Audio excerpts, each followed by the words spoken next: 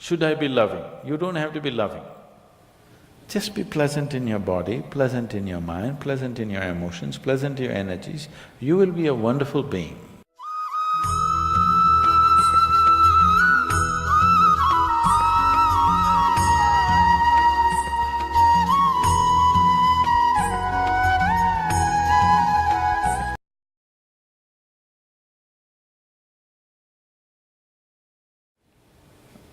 Love has become a relevant thing in human life only because human emotion is a strong aspect of being human being. In human life, emotion is a very powerful thing. Even in this day and age, though people think they're very intellectual, even today, their emotions are the strongest aspect. Yes or no? It's the most intense aspect of their life. They claim they're intellectual, but their intellect is never so intense, but their emotions are intense. Maybe not love, maybe not compassion, but maybe anger, maybe irritation. These are all emotions. So emotion is a very important aspect of being human. Now we're only talking about what type of emotion do you want to have? Now do you have a mind? Do you have a mind? Yes. Would you want it to be sharp or dull? Huh? Why? It works better that way, isn't it? Similarly, if you have emotions, do you want to have sweet emotions or bitter emotions? Sweet emotions, it works better that way, isn't it? So love means just that. You have transformed your emotions into sweetness. Now I want to be in love without emotion. That's a very European idea.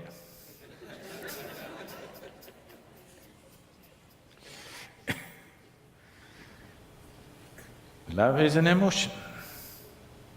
It is the sweetness of your emotion which we are referring to as love. If the same emotion becomes bitter, we call it hate. Usually it is the people whom you love that you hate, isn't it? Some time ago you loved them, now you hate them. You don't hate that man who's just walking on the street, isn't it? Some love should have happened and now the coin fell another way and now it's become hate. Yes? So it's just the same coin. If it falls this way, it becomes love, if it falls that way, it becomes hatred. Don't think they're too far away. They're pretty close. One little thing goes wrong, love becomes hate, isn't it? So, how to be in love without emotion? Love is an emotion. Now the choice is only, do you want your emotions to be sweet, pleasant or unpleasant emotions? That's your choice. It's an obvious choice, isn't it?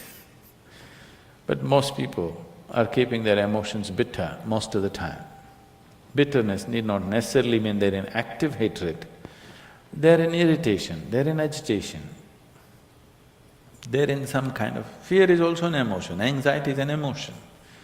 It is in some level of unpleasantness. If you make your emotions very pleasant, then life will be very pleasant. Even today, most people experience as a moment of love, as the most profound experience of their life. It is not. But they experience it that way because that is the most intense thing they have touched. That is the deepest dimension of life they have touched, is a moment of love. So they raise it to heaven. People are transporting it to heaven. People are talking about divine love. You do not know whether God loves or not. Human beings are capable of love if they're willing. Dog is capable of love. When human beings fail you, you get yourself a dog. If you get a dog, 12-year guaranteed love affair. Yes? Do not underestimate this. You get yourself a dog, every day you come home, what a welcome you get. Your wife, she's no good.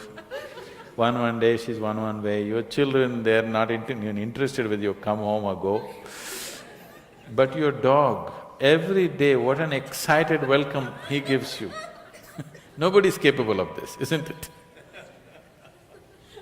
Every day, without fail. He'll never show disinterest in you. He's such a boost for you. Dog is love, for sure. Maybe it's just a spelling mistake. Typos can happen.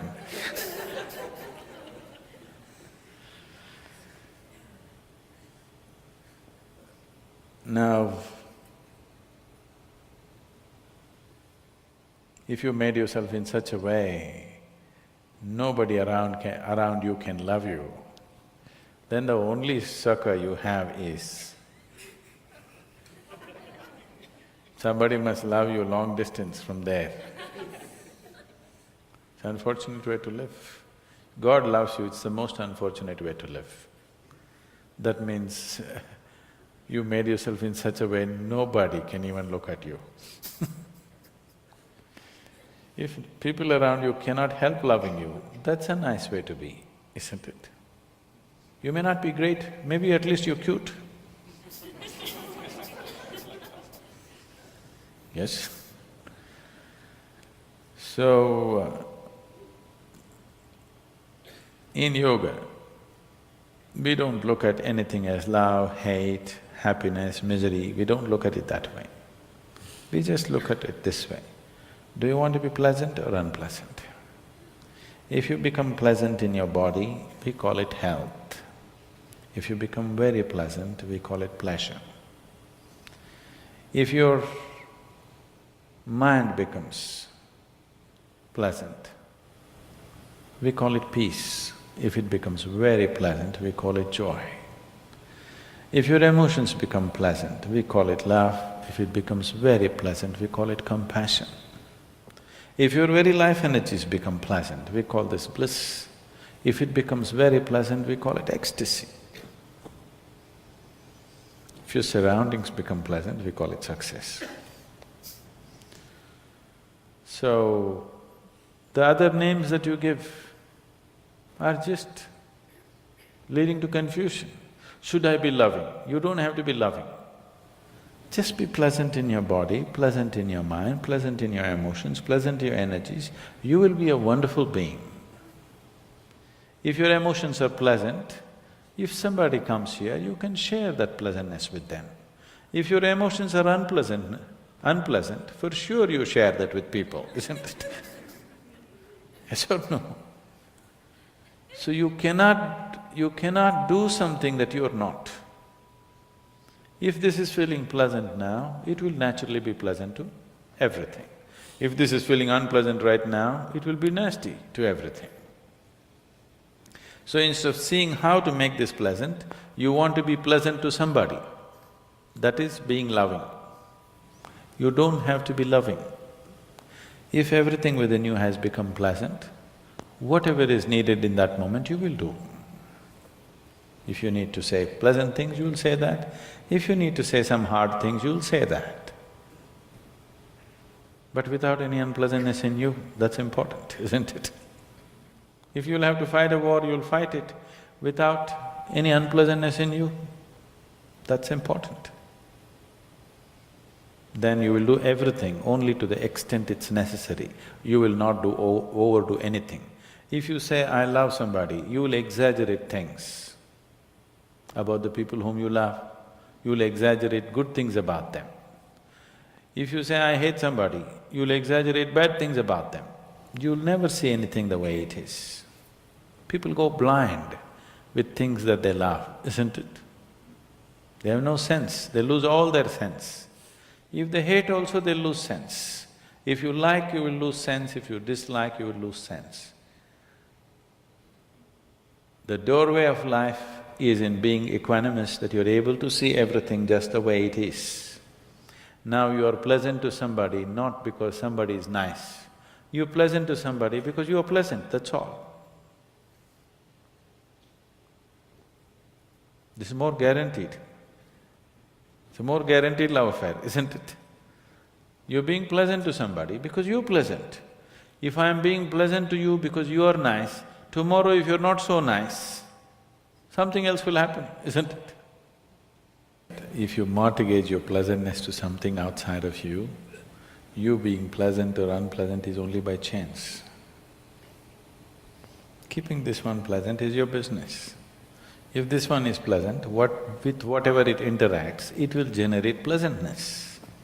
Now you have not managed to make this pleasant, you're trying to be pleasant to somebody. And that is subject to so many things. If you have to be pleasant, they have to be fixed the way you want them. And that's not possible. Nobody can be fixed the way you want them. You're not able to do that even with one person, isn't it?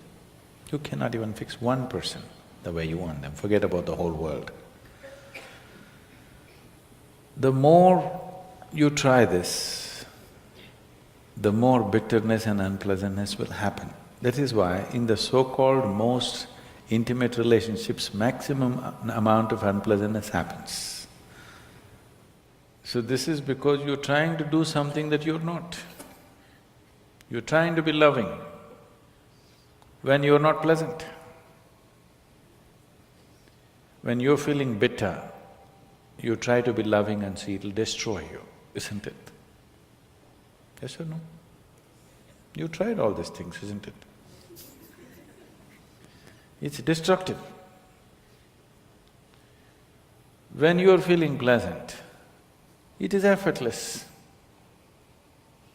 So, you just have to look at why is it you being pleasant or unpleasant is mortgaged to external situations. If everybody around me is unpleasant, how can I be pleasant? Especially if everybody around you is unpleasant, it's all the more important that you're pleasant, isn't it? Yes or no? If everybody around you is in a mess, is it not all the more important that you're pleasant? If everybody around you is unhealthy, is it not very important at least you're healthy, even if you want to take care of them? Is there any logic to everybody is unhealthy, so let me also get sick? What is the logic behind this? So if people around you are unpleasant, it becomes even more important that you're pleasant. For more videos, please subscribe. Press bell icon and never miss an update.